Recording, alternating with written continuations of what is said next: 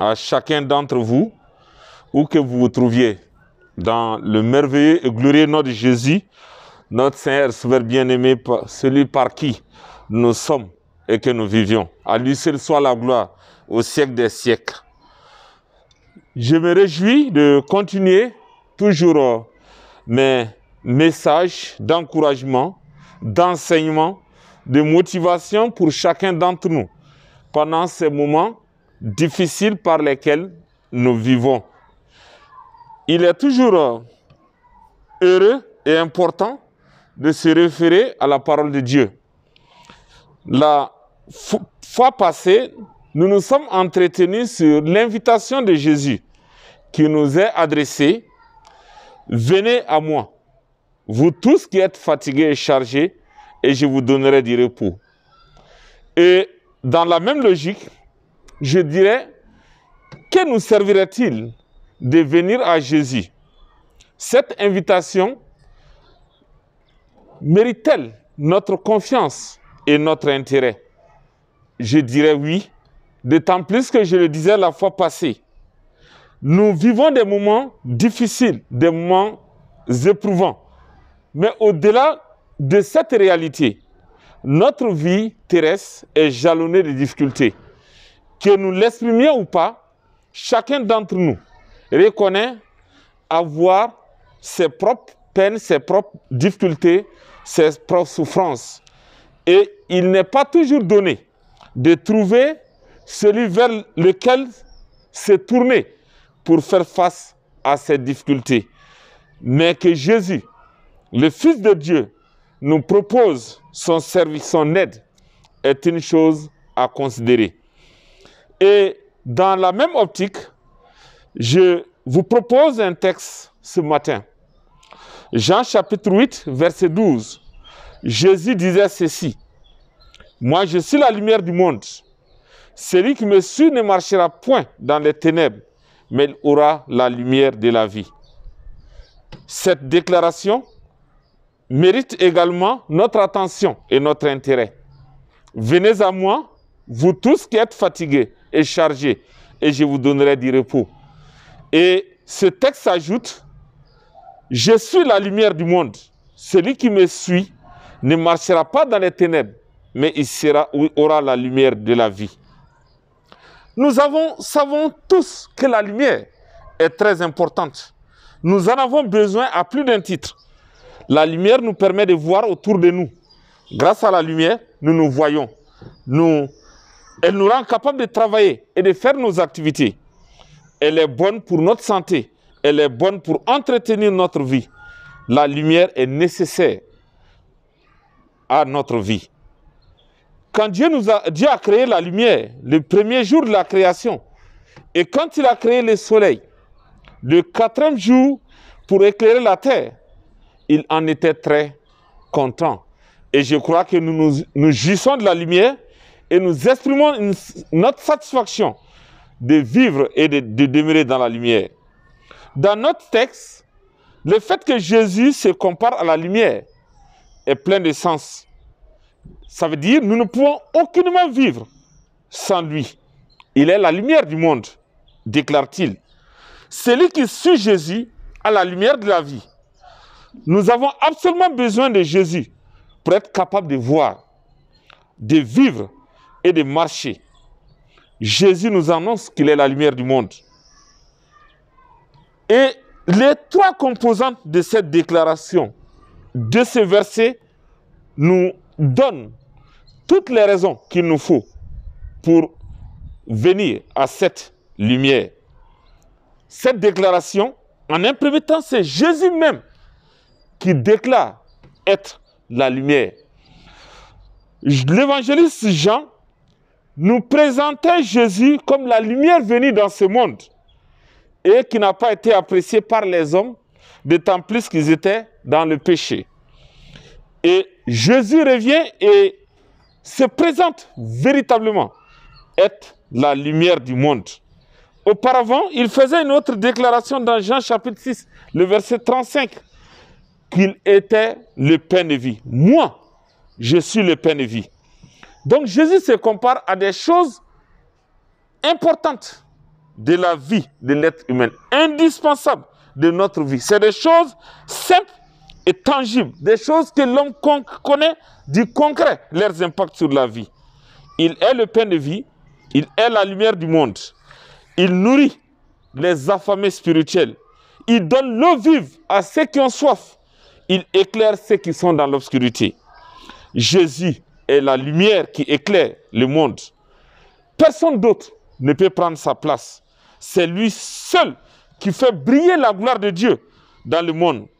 Jésus nous l'a déjà dit à quelques reprises en parlant, en se déclarant être la parole de vie, la parole indispensable pour nous. En elle était la vie, nous a dit Jean. Et la vie était la lumière des hommes. La lumière brille dans les ténèbres et les ténèbres ne l'ont pas accueillie. Jean 1,4. C'était la véritable lumière qui, en venant dans le monde, éclaire tout homme. Elle était dans le monde et le monde a été fait par elle et le monde ne l'a pas connue. Jean 1,9. La lumière est venue dans le monde et les hommes ont aimé les ténèbres plus que la lumière parce que les œuvres des hommes étaient mauvaises. Jean 3,19. Et laissez-moi vous rappeler ce que déclarait Dieu par le prophète Osée dans son livre au 4e chapitre, verset 6.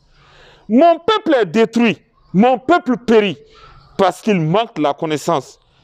Puisque tu as rejeté la connaissance, je te rejetterai et tu seras dépouillé de mon sacerdoce. L'humanité est prisonnière de l'obscurité, des ténèbres du péché. Elle est sous la colère de Dieu. En attente du jugement, nous avons absolument besoin d'être délivrés. Jésus est la lumière qui éclaire spirituellement le monde et qui procure le salut aux hommes. Ce n'est pas la première fois que l'apôtre Jean nous en parle, mais c'est la première fois que Jésus-Christ lui-même fait cette déclaration sur son statut de lumière du monde. Elle est remplie d'autorité. Autrefois, Dieu avait dit à Moïse, « Je suis celui qui suis ». Exode 3,14. Le Dieu tout-puissant qui était venu délivrer son peuple de l'esclavage en Égypte. Et Jésus, en se présentant comme la lumière du monde, se présente comme ce Dieu tout-puissant, venu manifester la délivrance des hommes de l'obscurité du péché, du diable et de la mort. Oui, Dieu seul est la lumière du monde, comme le dit David. L'Éternel est ma lumière et mon salut. Psaume 27,1. Jésus affirme là donc sa divinité, son éternité. Les pharisiens l'ont bien compris. Là-dessus, les pharisiens lui disent, tu rends témoin de toi-même, ton témoin n'est pas vrai. Jean 8,13. La déclaration de Jésus était choquante pour eux. Comment se fait-il qu'il se compare à Dieu, qu'il déclare être, lui homme, la lumière du monde? Comment un homme peut-il prétendre à un tel statut, disait-il?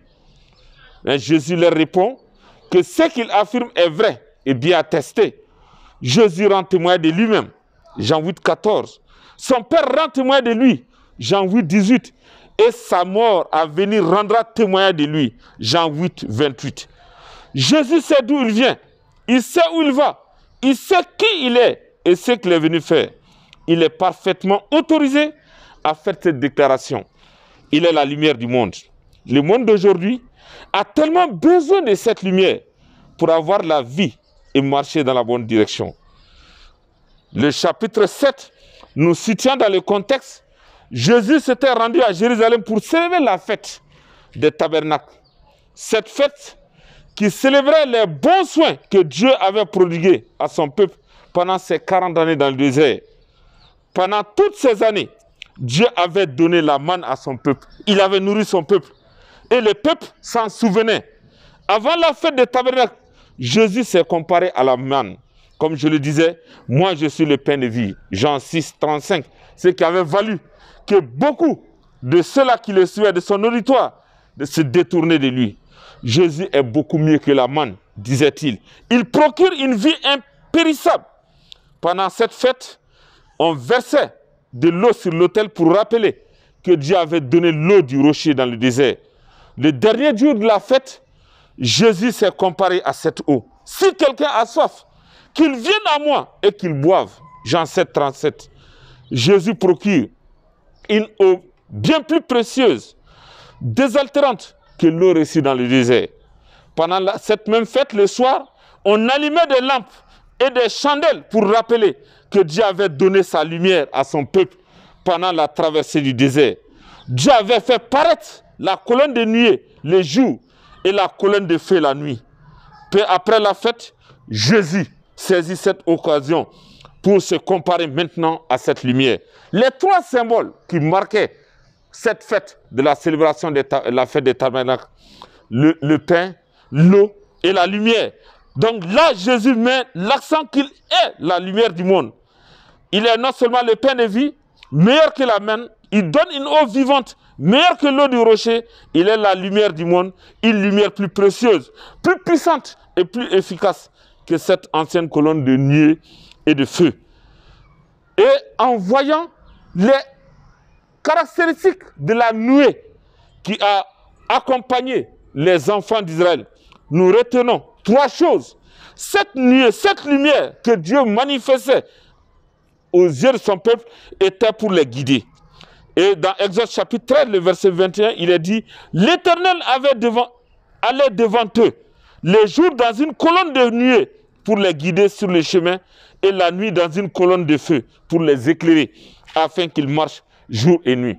Donc jour et nuit, Dieu conduisait son peuple à travers cette lumière. Ils ont été guidés de cette manière pendant les 40 années, jusqu'à leur arrivée à destination dans la terre promise. Dans ta grande compassion, tu ne les as pas abandonnés au désert.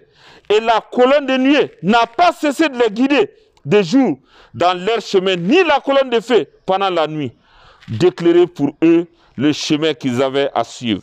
Néhémie 9, 19. Dieu est fidèle.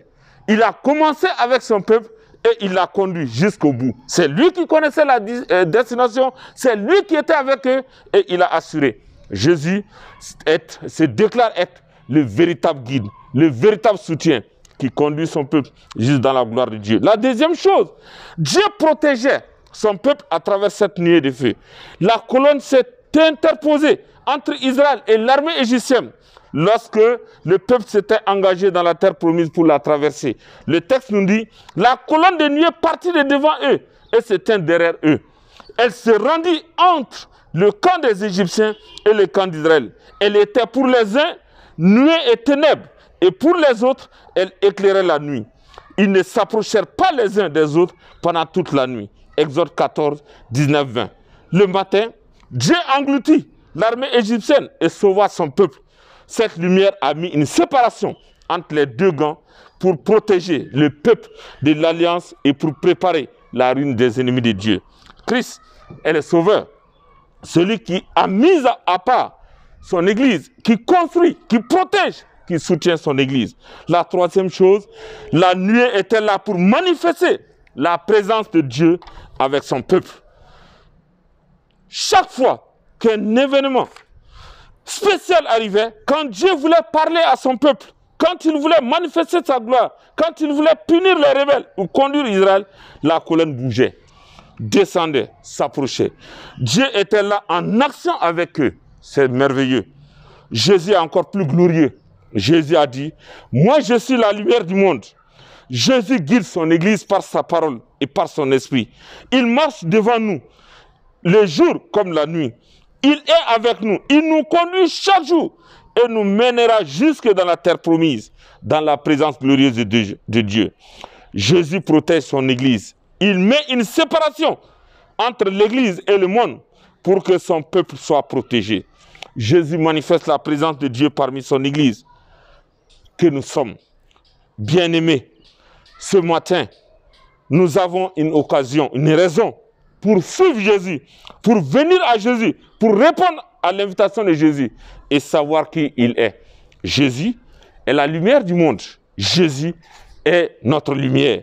En Christ, nous sommes dans la lumière. En Christ, nous sommes protégés. En Christ, nous sommes conduits. Il est l'Éternel Dieu qui a manifesté sa gloire à ses apôtres. Nous avons contemplé sa gloire, disait Jean.